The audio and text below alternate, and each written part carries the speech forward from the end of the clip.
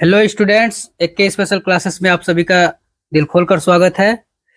हम लोग केमिस्ट्री पढ़ने वाले हैं, ठीक ना। केमिस्ट्री में रासायनिक अभिक्रिया तथा रासायनिक समीकरण, ठीक है। ये हम लोगों का चैप्टर का नाम भी है और टॉपिक भी है, इसी से संबंधित जो है हम लोग पढ़ने वाले हैं। अब इसमें रासायनिक अभिक्रिया क्या होती है, रासायनिक समीकरण क्या होता है, इसके बारे में थोड़ा सा परिचय आप जान लीजिए। उसके बाद रासायनिक अभिक्रियाओं के प्रकार जो होते हैं, इनको बारी बारी से हम लोग सबको पढ़ने की कोशिश करेंगे, ठीक ना। जानने की कोशिश करेंगे संयोजन अभिक्रिया क्या है, वियोजन क्या है, विस्थापन, ऊष्माक्षेपी, ऊष्माशोषी, अपचयन, उपचयन, अपचयन, ठीक ना। अब ज्यादातर देखेंगे ना तो अभिक्रियाओं में आपको नाम से ही परिभाषा का पता चल जाता है, ठीक ना। आपको बताएंगे कैसे पता कर सकते हैं आप, ठीक ना। तो देखिए, सबसे पहले आप जानिए कि रासायनिक अभिक्रिया क्या होती है। जब दो या दो से अधिक पदार्थ परस्पर मिलकर एक नए पदार्थ का निर्माण करते हैं तो उसे रासायनिक अभिक्रिया कहा जाता है। और उसमें होता यह है कि जब दो या दो से अधिक पदार्थ मिलते हैं तो और नया पदार्थ का निर्माण करते हैं तो नया पदार्थ जो बना होता है पहले वाले पदार्थों से बिल्कुल भिन्न होता है, ठीक ना। समझ रहे हैं, वो पहले वाले पदार्थ से बिल्कुल भिन्न होगा, वो रासायनिक अभिक्रिया कहलाएगी। अब रासायनिक अभिक्रिया जब होती है तो उसमें जैसे ऑक्सीजन को पूरा आप लिखेंगे ऑक्सीजन ऐसे करके, ठीक ना, पूरा। और हाइड्रोजन ऐसे पूरा शब्दों में नहीं लिख सकते, ठीक ना। लिखेंगे अगर ऐसे लिख रहे हैं तो क्या कहलाएगी, रासायनिक अभिक्रिया। अब उसी को संक्षिप्त में लिखने के लिए, छोटे में लिखने के लिए संकेतों का प्रयोग किया जाता है, ठीक ना। सूत्रों का प्रयोग किया जाता है, जैसे ऑक्सीजन के लिए O2 प्रयोग कर देते हैं, हाइड्रोजन के लिए H2 प्रयोग कर देते हैं, ठीक ना। और जल के लिए क्या प्रयोग कर देते हैं, H2O कर देते हैं। इन्हीं सबको सांकेतिक रूप में लिखना, सूत्रों के रूप में लिखना रासायनिक समीकरण कहलाता है, ठीक ना। हमने क्या कहा कि जब दो या दो से अधिक पदार्थ मिलते हैं और मिलकर एक नए पदार्थ का निर्माण करते हैं, जो नया पदार्थ पहले वाले पदार्थों से बिल्कुल भिन्न होता है तो उसे रासायनिक अभिक्रिया कहते हैं। और इन्हीं रासायनिक अभिक्रिया को संकेतों या सूत्रों के माध्यम से प्रदर्शित करना रासायनिक समीकरण कहलाता है, ठीक ना। अब देखिए, हम लोग आते हैं यहाँ पे रासायनिक अभिक्रियाओं के प्रकार। पहली अभिक्रिया जो है संयोजन अभिक्रिया, ठीक ना। तो इसके बारे में हम लोग पहले जान लेते हैं, उसके बाद जानेंगे वियोजन और क्रमशः आगे बढ़ते चलेंगे, ठीक ना। चलिए, तो आप पहले हेडिंग लिखेंगे संयोजन अभिक्रिया, कॉम्बिनेशन रिएक्शन कहते हैं, कॉम्बिनेशन रिएक्शन।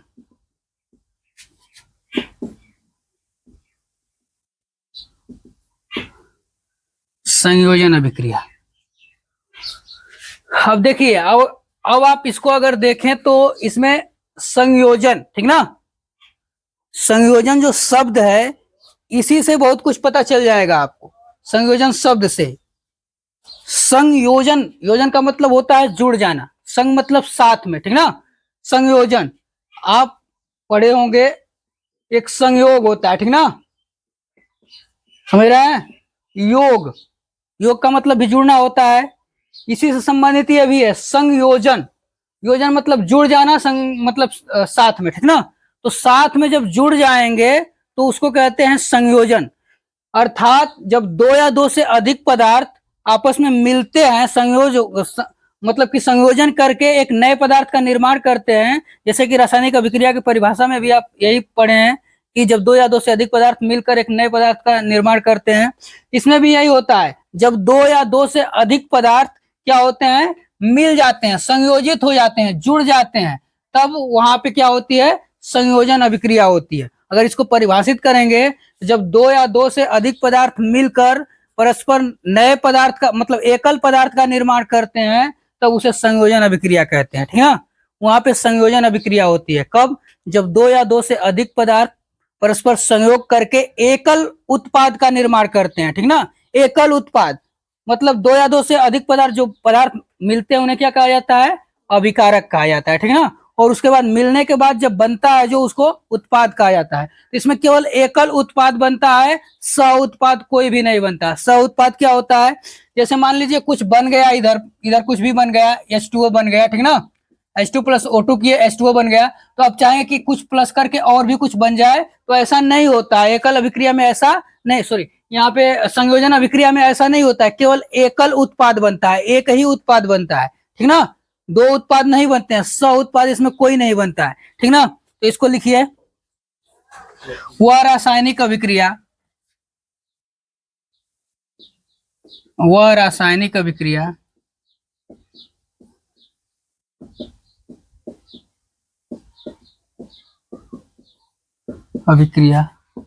जिसमें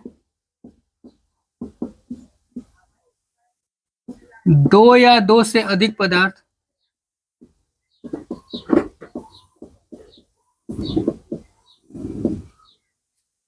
दो या दो से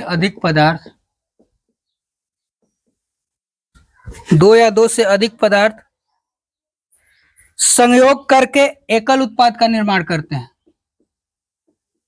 संयोग करके मतलब जुड़कर, संयोजन, है ना, संयोग करके एकल उत्पाद का निर्माण करते हैं।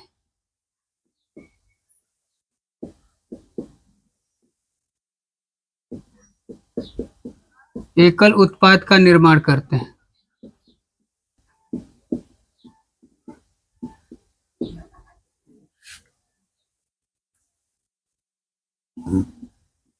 संयोजन अभिक्रिया कहलाती है।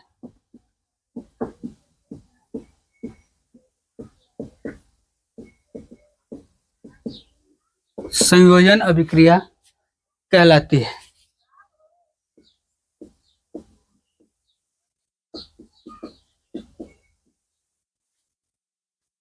ठीक है, वह रासायनिक अभिक्रिया जिसमें दो या दो से अधिक पदार्थ संयोग करके, संयोग का मतलब जुड़कर, ठीक ना, मिलकर, ठीक है, योग मतलब जुड़ना होता है ना, संयोग साथ में जुड़ जाना, संयोग करके एकल उत्पाद, केवल एक उत्पाद का निर्माण करते हैं, संयोजन अभिक्रिया कहलाती है।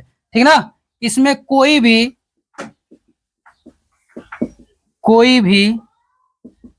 सह उत्पाद नहीं बनता है, सह उत्पाद नहीं बनता है, सह उत्पाद इसमें कोई भी नहीं बनता है। देखिए, इसमें कोई भी सह उत्पाद नहीं बनता है, इसे संकलन अभिक्रिया भी कहते हैं। ठीक ना, इस अभिक्रिया को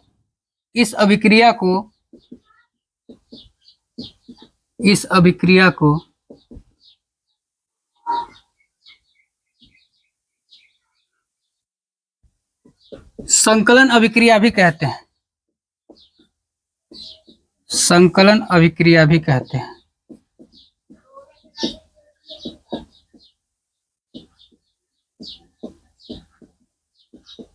ठीक है, संयोजन अभिक्रिया कहे या संकलन अभिक्रिया कहे, दोनों एक ही बात है, दोनों को परिभाषित वैसे ही करेंगे। आपको एग्जाम में संकलन भी दे सकता है, ठीक है ना, संयोजन अभिक्रिया भी दे सकता है, तो दोनों एक ही बात है। जब दो या दो से अधिक पदार्थ परस्पर संयोग करके एकल पदार्थ का निर्माण करते हैं, एकल उत्पाद देते हैं, तो उन्हें संयोजन अभिक्रिया कहा जाता है। ठीक है ना, आप शब्द से बस पता लगा सकते हैं, संयोजन साथ में जुड़ना है। जब दो या दो से अधिक पदार्थ आपस में संयोग करते हैं, मतलब मिलते हैं, जुड़ते हैं और एकल पदार्थ का निर्माण करते हैं, एकल उत्पाद का निर्माण करते हैं, तो वहां पे संयोजन अभिक्रिया होती है। ठीक ना, उदाहरण लिखिए,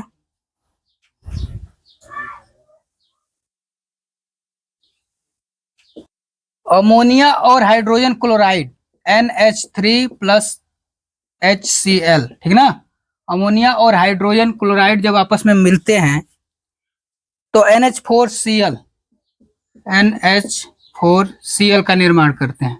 ठीक ना, नवसादर, अमोनियम क्लोराइड इसको कहते हैं या नवसादर कहते हैं। ये क्या है? ये अमोनिया है, अमोनिया। ठीक ना, और ये है सल्फ्यूरिक अम्ल या हाइड्रोजन क्लोराइड, इसी को कहते हैं हाइड्रोजन क्लोराइड या सल्फ्यूरिक अम्ल।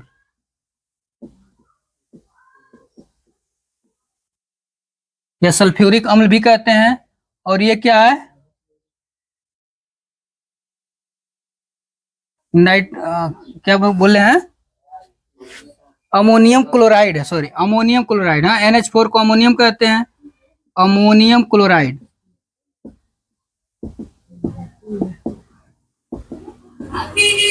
ठीक है, देखिए, जब अमोनिया की अभिक्रिया हाइड्रोजन क्लोराइड से होती है, HCl से होती है, तो यह अमोनियम क्लोराइड बनाता है। ठीक ना, अमोनिया का हाइड्रो, अब देखिए दो या दो से अधिक पदार्थ है ना, दो पदार्थ हैं इसमें, NH3 अमोनिया हो गया और HCl हो गया, ठीक ना, हाइड्रोजन क्लोराइड, सल्फ्यूरिक अम्ल इसी को कहते हैं, ठीक है, सॉरी क्या कहते हैं, सल्फ्यूरिक अम्ल नहीं, हाँ हाइड्रोक्लोरिक अम्ल इसको कहते हैं ना, हाइड्रोक्लोरिक अम्ल।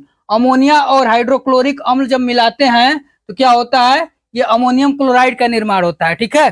देखिए दो पदार्थ मिले हैं आपस में, दो पदार्थ मिलकर केवल एकल उत्पाद बनाते हैं, केवल एक ही उत्पाद बनाते हैं, तो वहां पे क्या होता है, संयोजन अभिक्रिया होती है, ठीक ना। तो यहाँ पे सह उत्पाद कोई भी नहीं बनता है, कुछ कुछ नहीं सह उत्पाद बनता है, ठीक ना। ना ही इसमें उष्मा उत्सर्जित होती है, ना ही उष्मा उत्पन्न मतलब कि अवशोषित होती है, नहीं तो वो क्रमशः उष्मा क्षेपी और उष्मा शोषी अभिक्रियाएं कहलाती हैं, आगे पढ़ेंगे उनको, पहले संयोजन अभिक्रिया हो गया। एक एग्जांपल और लिख लीजिए, CO प्लस Cl2 COCl2, ये क्या है, कार्बन मोनोऑक्साइड है, कार्बन मोनोऑक्साइड।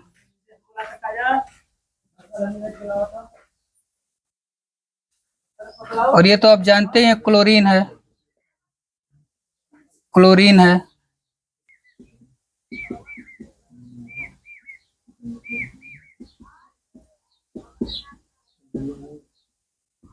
ठीक है। इसमें भी देखिए कार्बन मोनोऑक्साइड CO, ठीक है, और उसके बाद क्लोरीन आपस में जब संयोग करते हैं, संयोजन करते हैं तो क्या बनाते हैं, कार्बोनिल क्लोराइड, यह भी एक संयोजन अभिक्रिया है, ठीक है। हाँ देखिए अब हम लोग पढ़ेंगे वियोजन अभिक्रिया, ठीक ना, डिसोसिएशन रिएक्शन, ठीक है। वियोजन, इससे पहले हम लोग क्या पढ़े थे, संयोजन।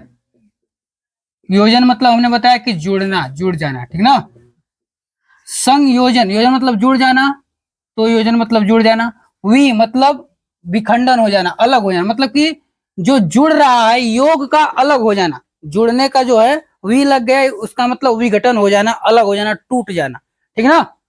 योग का अलग हो जाना मतलब जो जुड़ रहा है यहाँ पे जुड़ेगा नहीं, ये वियोजन हो जाएगा। यहाँ पे एक ही पदार्थ रहेगा लेकिन किसी बाह्य कारकों के प्रभाव से वो क्या होगा, टूट जाएगा, ठीक ना। दो या दो से अधिक पदार्थों में टूट जाएगा। तो एक पदार्थ जब बाह्य कारकों के प्रभाव से दो या दो से अधिक पदार्थों में टूट जाता है तो वहां पे क्या होता है, वियोजन अभिक्रिया। योजन मतलब जुड़ना होता है, संग मतलब संयोजन था तो साथ में जुड़ जाना होता है, दो या दो से अधिक पदार्थ जुड़ रहे थे, लेकिन यहाँ वियोजन, योजन जो योजन हुआ है उसका वी हो जाना, विखंडन हो जाना, ठीक ना। वियोजन का मतलब उसका अलग हो जाना, उसको कहते हैं वियोजन। तो ये दोनों अभिक्रिया आप केवल इसके नाम से याद रख सकते हैं, इतना अगर याद रहेगा। संयोजन मतलब साथ में जुड़ जाना, दो या दो से अधिक पदार्थ आपस में मिलकर एकल उत्पाद का निर्माण करते हैं। यहाँ पे जुड़ा हुआ पदार्थ तो वियोजन होगा, उसका अलग हो जाएगा, ठीक ना, उसका विखंडन हो जाएगा। तो एक पदार्थ किसी बाह्य कारक के प्रभाव से दो या दो से अधिक खंडों में विभाजित हो जाएगा, दो या दो से अधिक पदार्थों में विभक्त हो जाएगा, तो यहाँ पे वियोजन अभिक्रिया होगी, ठीक ना। समझ रहे हैं। बाह्य कारक क्या क्या हो सकते हैं, प्रकाश हो सकता है, ठीक ना, प्रकाश हो सकता है, उष्मा और विद्युत, ठीक है। ये तीन बाह्य कारक हो सकते हैं जिससे क्या होता है, विखंडन, वियोजन अभिक्रिया संपन्न होती है, ठीक ना, बाह्य कारकों के प्रभाव से, ठीक है। तो लिखिए, वह रासायनिक अभिक्रिया जिसमें, वह रासायनिक अभिक्रिया जिसमें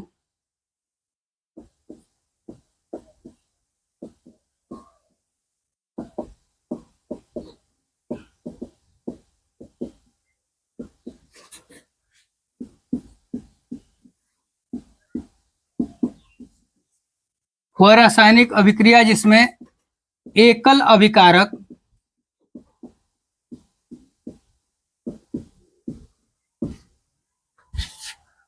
बाह्य कारकों के प्रभाव द्वारा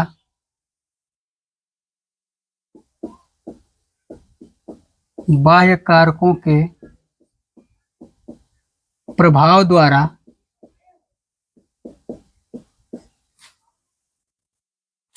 बाह्य कारकों के प्रभाव द्वारा दो या दो से अधिक तत्वों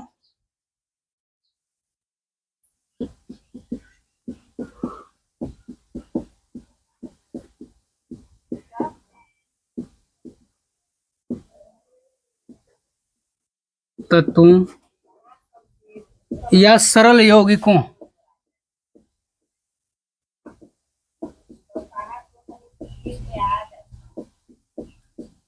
या दो से अधिक तत्वों या सरल यौगिकों में अपघटित हो जाता है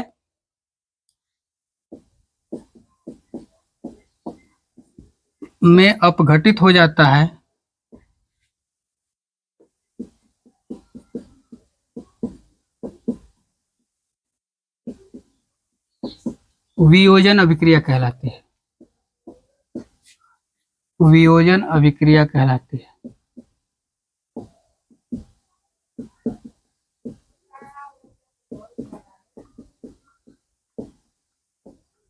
ठीक है।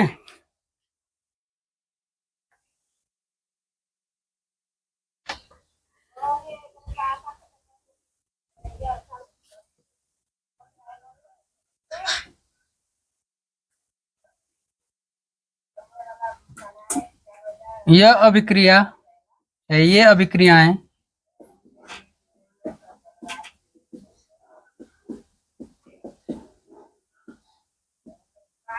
ऊष्मा,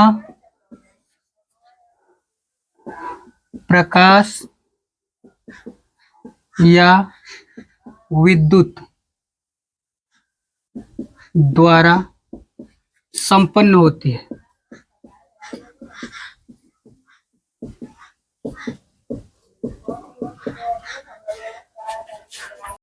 देखिए, वियोजन अभिक्रिया क्या होती है? वह रासायनिक अभिक्रिया जिसमें एकल अभिकारक, उसमें क्या हो रहा था, दो पदार्थ मिलकर एकल उत्पाद बना रहे थे। अब एकल उत्पाद बना हुआ है, मान लो दो पदार्थों से मिलकर चाहे तीन पदार्थों से मिलकर कुछ बना हुआ है, ठीक ना। अब वो बना हुआ है जो एकल अभिकारक बाह्य कारकों के प्रभाव द्वारा, बाह्य कारक में क्या क्या हो जाएंगे, मैंने बताया प्रकाश, ऊष्मा, प्रकाश, विद्युत, ठीक ना, ये बाह्य कारक हो जाएंगे। बाह्य कारकों के प्रभाव द्वारा दो या दो से अधिक तत्वों या सरल यौगिकों, ठीक ना, तत्वों या सरल यौगिकों में अपघटित हो जाते हैं, टूट जाते हैं, ठीक ना। अपघटित हो जाना मतलब टूट जाना, वियोजित हो जाना, अलग हो जाना, ठीक ना। दो या दो से अधिक पदार्थ, यौगिक या तत्व कहा गया है। तत्व का मतलब कोई भी, जैसे ये हो गया, ठीक ना, तत्व हो गया। अब यौगिक मतलब दो या दो से अधिक पदार्थ जब मिल जाते हैं आपस में, जो तत्व जब मिलते हैं तो यौगिक बनाते हैं। जैसे H2 कहेंगे तो यहाँ पे तत्व हो जाएगा, H2O कहेंगे तो यौगिक हो जाएगा, ठीक ना, क्योंकि इसमें ऑक्सीजन और हाइड्रोजन दोनों मिला हुआ है, ठीक ना। तो दो या दो से अधिक तत्वों या सरल यौगिकों में अपघटित हो जाता है तो वियोजन अभिक्रिया कहलाती है, ठीक ना। तो उसी को वियोजन अभिक्रिया कहते हैं, ठीक है। ठीक संयोजन अभिक्रिया के विपरीत वियोजन अभिक्रिया होती है, ठीक है। और इसमें क्या होता है कि ये अभिक्रियाएं, ये तीनों प्रभाव जो होते हैं बाह्य कारक, ये ऊष्मा, प्रकाश या विद्युत द्वारा संपन्न होती है, ठीक ना। अब देखिए, कोई चीज जुड़ा हुआ है तो उसको हटाने के लिए किसी न किसी कारक की आवश्यकता पड़ेगी ही, ठीक ना। जुड़ा हुआ है, मान लो कुछ भी जुड़ा हुआ है तो उस पर कोई फोर्स लगाना पड़ेगा तभी तो अलग होगा। इसमें भी जब जुड़ गया है तो उनको अलग करने के लिए ये जो है बाह्य कारकों की आवश्यकता पड़ती है, ठीक ना, समझ रहे हैं। तो इन्हीं के आधार पर यह अभिक्रिया जो होती है तीन प्रकार की हो जाती है वियोजन अभिक्रिया। उष्मीय वियोजन अभिक्रिया, प्रकाश, इसको वियोजन मतलब इसको अपघटन कह देंगे, ठीक ना। उष्मीय अपघटन, प्रकाश अपघटन और विद्युत अपघटन, ठीक है। ये तीन प्रकार की अभिक्रियाएं होती हैं इन्हीं तीनों बाह्य कारकों के आधार पर, ठीक ना, इन्हीं के आधार पर, क्योंकि ये तीनों का प्रयोग करने से जो होती है ये अभिक्रिया संपन्न होती है। तो तीनों के, जब इसका ऊष्मा का प्रयोग करेंगे तो ऊष्मीय अपघटन कहेंगे, प्रकाश का प्रयोग करेंगे तो प्रकाशीय अपघटन कहेंगे, विद्युत का प्रयोग करेंगे तो विद्युत अपघटन कहेंगे, ठीक ना। तो लिखिए ऊष्मीय अपघटन पहला, ऊष्मीय अपघटन।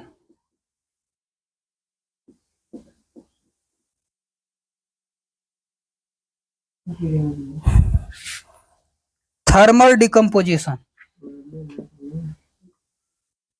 थर्मल डिकम्पोजिशन,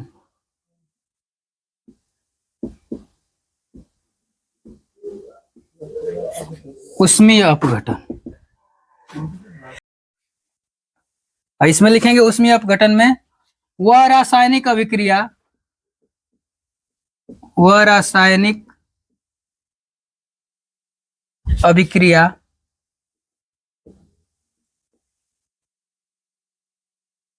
अभिक्रिया जिसमें यौगिक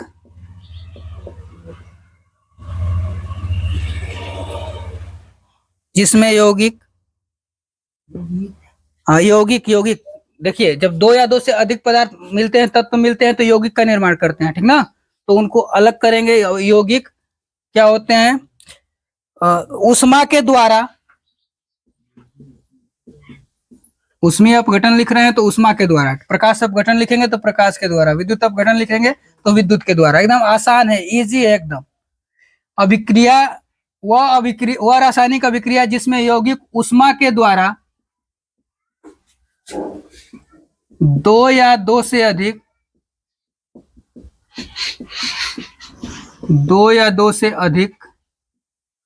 पदार्थों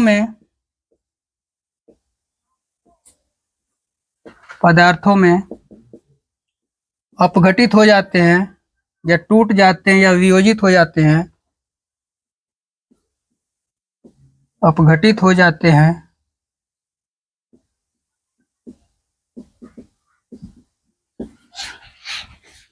ऊष्मीय अपघटन कहलाती है। ऊष्मीय अपघटन कहलाता है, ऊष्मीय अपघटन कहलाता है या कहलाती है, लिख रहे हैं, ठीक ना। ऊष्मीय अपघटन क्या होता है? हमने क्या कहा कि जो ये अभिक्रिया होती है, वियोजन अभिक्रिया, किसी न किसी बाह्य कारक के प्रभाव से जो है टूट जाती है, ठीक ना, खंडित हो जाती है, वियोजित हो जाती है, कोई न कोई बाह्य प्रभाव। और बाह्य प्रभाव हमने लिखा है ऊष्मा, प्रकाश या विद्युत, ये तीन जो है ये बाह्य प्रभाव है, ठीक ना। इनके प्रभाव से क्या होती है कि कोई भी यौगिक, ठीक ना, इनके प्रभाव से ये होता है कि कोई भी यौगिक दो या दो से अधिक तत्वों या यौगिकों में टूट जाता है, वियोजित हो जाता है, तो इसको कहते हैं वियोजन अभिक्रिया। अब उसमें पहला हमने लिखा है ऊष्मा, तो ऊष्मीय अपघटन मतलब ऊष्मा के प्रभाव से जो वियोजित हो जाएगी, ठीक ना, टूट जाएगी। जैसे मान लीजिए, आप जानते होंगे CaCO3 किसका सूत्र है? ये संगमरमर है ना, संगमरमर, ठीक ना। इसी को मार्बल बोलते हैं, ठीक है, मार्बल बोलते हैं इंग्लिश में। और या फिर इसी को क्या बोलते हैं? कैल्शियम कार्बोनेट, कैल्शियम कार्बोनेट है ना। और जब कैल्शियम कार्बोनेट एक यौगिक है, और जैसे ही इसको उष्मा देंगे, जब इसको उष्मा दिया जाएगा, जैसे ही नहीं, जब इसको उष्मा दिया जाता है तो क्या होता है? ये धीरे धीरे टूटने लगता है। टूटकर क्या बनाता है? चूना बनाता है ना, CaO बनाता है, प्लस कार्बन डाइऑक्साइड गैस निकलती है, ठीक है, ऐसा होता है ना। ये क्या है? कैल्शियम ऑक्साइड है, कैल्शियम ऑक्साइड, कैल्शियम ऑक्साइड, इसी को चूना कहते हैं ना। और ये क्या है? ये तो आप जानते हो, कार्बन डाइऑक्साइड है, ठीक है।